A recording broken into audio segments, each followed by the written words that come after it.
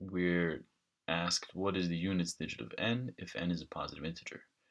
And we're told that when n is divided by 10, the remainder is 4, and when n is divided by 5, the remainder is 4 as well. So this is a remainders question. If you're dealing with a remainders question, there's a good way to think about them to make them a little bit simpler. So if you're told a divided by b gives you some remainder c, what that really means is that a is a multiple of b, to which we're going to add c.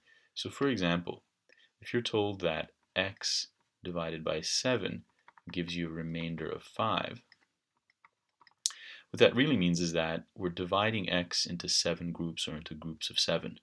And we don't know how many groups we have, but we know that at the end we're going to have 5 left over. So for example, x could be or could equal one group of 7, 7 times 1, and then we have 5 left over. So we add the 5 over 12.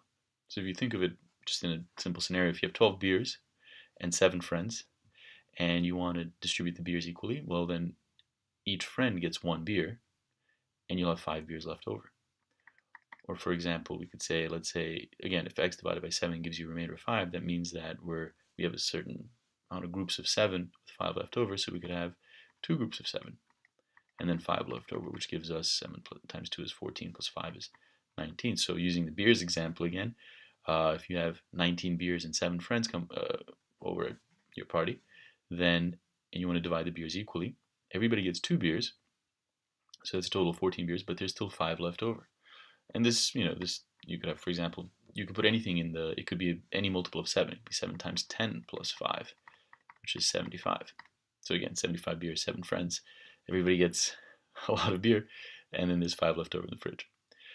So in this question, we're asked what is the units digit of n if n is a positive integer, and then for example in statement 1 told that n divided by 10, the remainder is 4. What that means is that n is a multiple of 10 with 4 left over. So n, for example, could be 10 times 1 plus 4 left over, which is 14, or n is 10 times 2 plus 4 left over, which is 24, or n is 10 times 7, again, plus 4 left over, which is 74 in this case.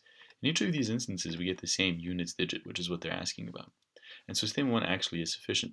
Now you may think, well, what if we try some number, maybe like we pick some other number for to make 10 a multiple of, let's say, 30 or something like that, and we might we not get a different units digit. A good rule of thumb is that if you're picking numbers in data sufficiency and you don't see why something is sufficient, but you keep getting the same answer, don't pick more than 3 numbers. Don't test more than 3 cases. It's not a good investment of time. If you keep getting the same result, most of the time, 90% of the time, it's sufficient. Statement 2, as you'll see in a second, is not, because when they tell us n is divided by 5, the remainder is 4. What that means is that n is a multiple of 5. N is some groups of 5. It could be 3 groups of 5, 10 groups of 5, whatever, with 4 left over. So for example, n could be 1 group of 5 plus 4, which gives us 9.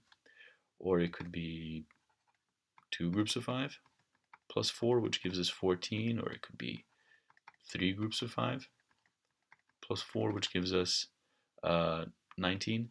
And as you see here, there's different units digits, sometimes 9, sometimes 4. So from statement 2, we don't know the units digit, and therefore the answer is A.